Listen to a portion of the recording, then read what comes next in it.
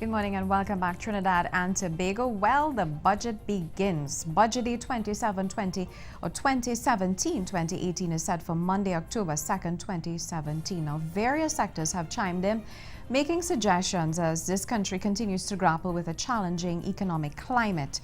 Joining us on set is Rishi Maharaj, Financial Analyst. Good morning. How are you doing? Good morning, and good morning to all your viewers this morning.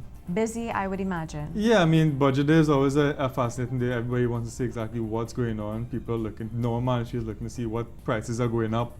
And then you have different sectors to see exactly what pieces of the pie they're going to get to be able to do their business. So it's always a fascinating day in Trinidad and Tobago. You've been doing some research, I understand. Yeah. Tell us a little bit about it. You mentioned to me over the break that $523 billion has been spent for the last 10 years. Yeah, I mean, I've been looking at the data based on review of the economy over the last 10 years from fiscal 2006-2007 to fiscal 2015-2016. Because obviously we have to wait till this budget to see exactly what the figures are for this fiscal year. But over that time, it's fascinating to see that we have gained as a government, as a country. Our revenue has been close to 490 billion TT dollars.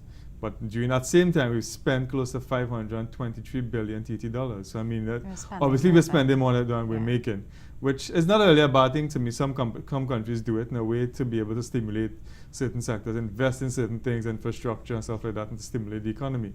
But I mean, $523 billion, I mean, many people ask the question, what value for money have we gotten over those 10 years in terms of the money spent, in terms of roads, infrastructure, police service, and all different things like that? Okay. Now, a little bit about value for money. What do we need to do? What exactly do we need to do? Is it that we go to more private-public partnerships? How do we stimulate the economy? Is it do we invest in the agricultural sector? We talk about reducing the food import bill. We talk about things like predial larceny. We talk about farming on a larger scale in terms of providing necessary technology that they would need to help them, to provide incentives for farmers. Are we doing this? Well, I think it needs to be a multi-pronged approach. I mean, government alone on their own can't do this by themselves.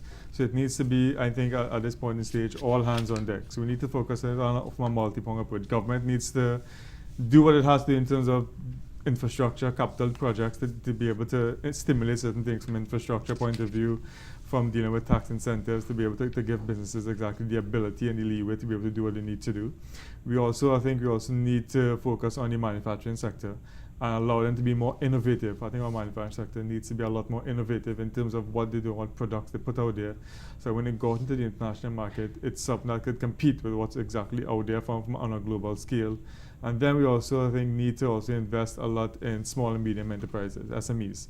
I think there are a lot of people out there who are doing stuff on their own, trying to build businesses from the ground up, family-owned businesses and stuff like that, who are very innovative in terms of what they do, and I think we also need to focus on them. And then from the agricultural sector, I think in terms of the food import bill, it has continually been high over the years. I mean, we import a lot of these agricultural stuff we need. So we need to put things in place to be able to stimulate the agricultural sector.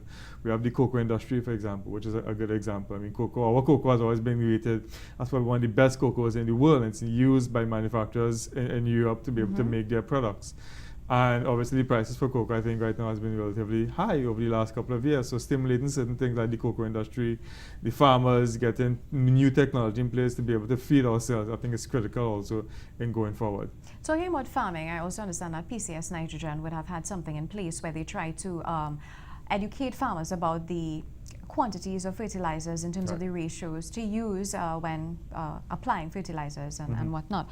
Also, there are some issues where farmers are having concerning which crops to plant in which seasons. Are we doing enough to really, collaborate with the farmers and educate them and really provide the incentives necessary? I think there are a lot of organizations out there that are working very well with farmers in terms of working with farmers to get them to know exactly what they need to do, how they need to organize their crops. Unfortunately, because of the way our weather is these days, it's difficult because I mean sometimes in the dry season you have heavy rainfall that causes flooding and stuff like that. So I think from an infrastructure point of view, I think things need to put in place to mitigate those things, and then probably insurance packages also for farmers. I mean, when you invest so much money into plants and to crops, and then rain falls and then everything gets flooded out and you lose so much money, I think there also needs to be something put in place to deal with insurances to allow farmers to be able to recoup some of the money they may have lost due to unforeseen circumstances. So I think those things need to be put in place to be able to not only educate but give them something that they can say, okay, good, we have monies, we have some kind of bedrock put in place, a foundation, so in case we go in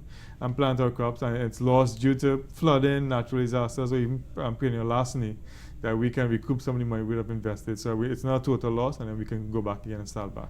What role can PPPs play in this entire ball game in terms of stimulating the economy, so about public-private partnerships? Well, I think PPPs are the way that many countries are going right now, working with private sector, because government alone can't do this on their own. It doesn't have the capital, nor does it have all the time the expertise needed to be able to put developmental systems in place. So public-private partnerships, I think, are a key component. Obviously, though, it needs to be managed properly, because one of the problems we have with PPPs is the whole question of transparency and accountability. Yes.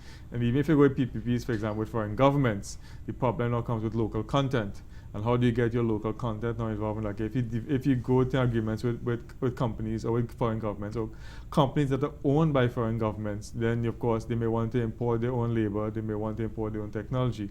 So it's about balancing that to get that PPP involvement, but also to ensure that your local content is there in terms of job creation, in terms of using products from your country to be able to stimulate the country. So okay, it makes sense going to PPP, and then everything is important to be able to use in your development projects. So those things need to be managed properly also going forward.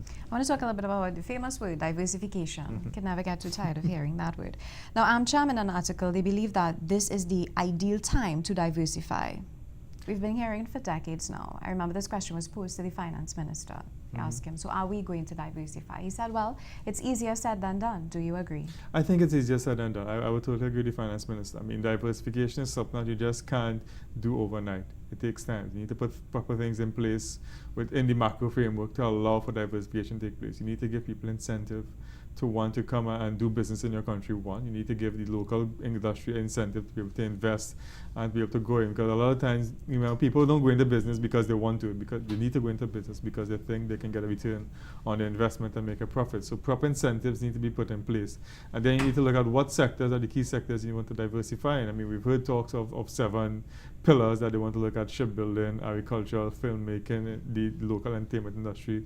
So what is it that's unique to Trinidad and Tobago that I think that we can hold on to say, okay, we're going to go forward in this diversification trust? It's not going to take 2 years. It's not going to take 5 years. I mean, our economy, our national economy is like a big ship on the ocean.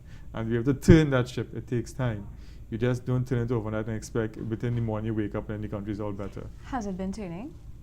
I don't think it has been turning because we're still dependent. I mean, 10 years on, I mean, we're still dependent on the revenue from the energy industry, oil and natural gas and those things. And we see what happens when those external shocks happen. It causes us to have a major problem because our other sectors aren't playing a major role in GDP, aren't playing a major role in bringing in foreign revenue into the country, which is critical. So because of that, and it's still over-reliance in the energy sector, obviously you can say that diversification has not worked properly over the time. I do agree with AmCham that probably now is probably the better time because you don't see that energy prices are now, I don't think it's going to be to go back up to those prices of $100 a barrel per oil and stuff like that for the foreseeable future. I mean, most of the analysts out there agree. I mean, if you look at CNBC and MSNBC and Bloomberg and the people who do the analysis on these things, they don't see a prolonged energy rebound coming very soon. I mean, Saudi Arabia has already positioned itself to be able to live on between $45 to $60 US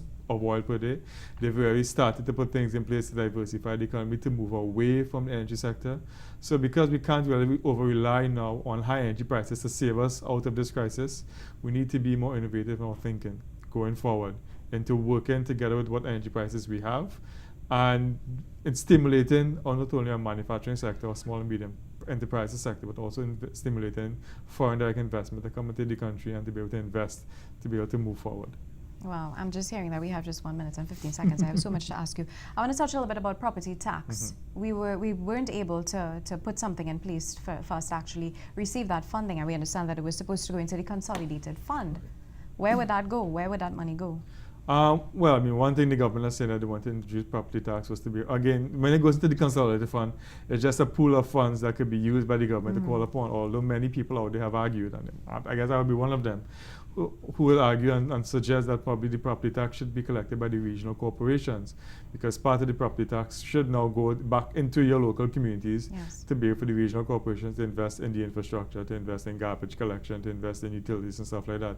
But that will also be part of a larger framework of local government reform, which we haven't heard much of. When the government first came into office, there was a lot of talk and a lot of discussions on local government reform. That has since gone silent. I mean, we're hearing talk that maybe they're looking to allow the regional corporations to now collect the property tax, but obviously that's still embroiled in litigation in the court. So we need to see exactly what's going on, because limitation of not collecting land and building tax or property tax, or whatever you want to call it, is a serious damper on the revenue collection of the government to be able to move forward. So I have to fast track my questions now. My final question to you: tell us, what do you think this budget would look like? I think it's going to be a budget that is going to be a restrictive budget. It's going to be a belt-tightening budget in terms of government is going to realizes, and they'll be signaling the message that we're not getting enough revenue. Revenue is just not coming in to be able to meet our spending, because we spend a lot more money than we take in. So it's going to be a restrictive budget in terms of what public sectors are going to be getting to be able to spend.